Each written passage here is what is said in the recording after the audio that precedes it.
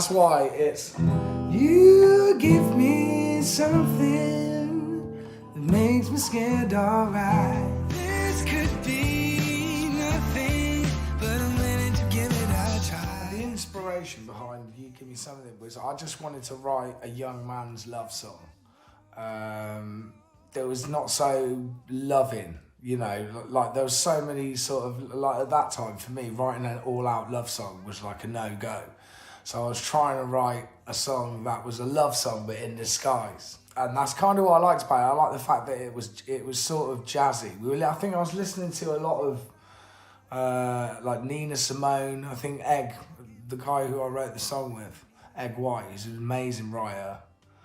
He was showing me music I'd never really heard. I knew Nina Simone and I knew a lot of the stuff that he was showing me, but I'd never really heard those songs. I can't actually remember what the song was, but it had some really cool notes in it that I'd never really heard in a pop song.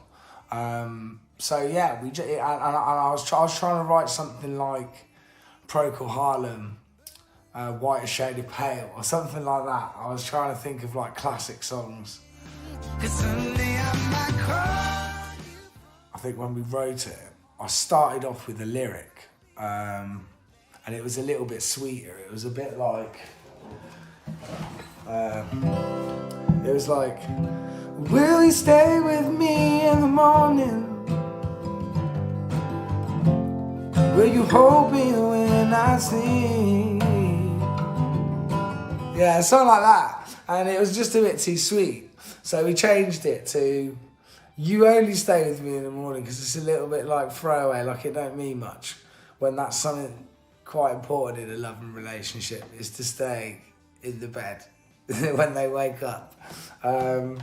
So yeah, that's kind of where the lyric came with. And when we got to the chorus, I was trying to think of, you know, you give me butterflies or something beautiful that makes me scared, alright.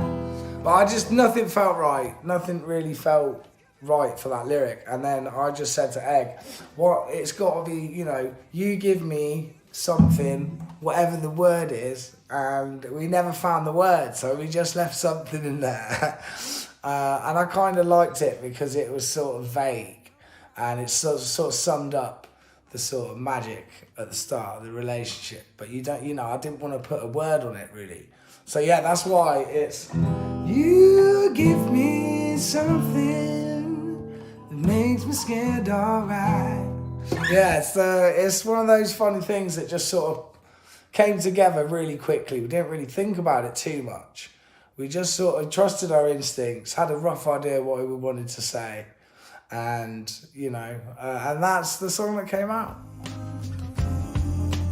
The intro chords, I was thinking of Nirvana. I was thinking a heart-shaped box, and I just changed the last chord to a major chord, because I always love those chords.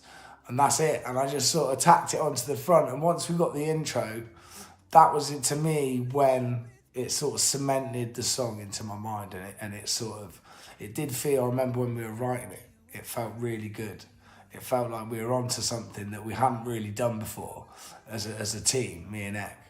And I wrote quite a lot of songs with him that sort of didn't make the album, but that was the first time we sort of hit something that felt really good. For every piece of me. It was in the summer, and I was sat in a park, and we had the radio on, there's loads of people there, and nobody really knew who I was. And it came on the radio, and I just remember feeling so stoked, so proud, so chuffed that it was on the radio and I was listening to it for the first time. I still always remember that. I've got to travel to so many amazing places and meet so many cool people and experience so many different cultures just because of my songs, and that one in particular allowed me to travel all over the world. So it reminds me of being lucky, being 21 with stupid haircut and just being totally blown away by what was going on with my career and how it was taken off so quick.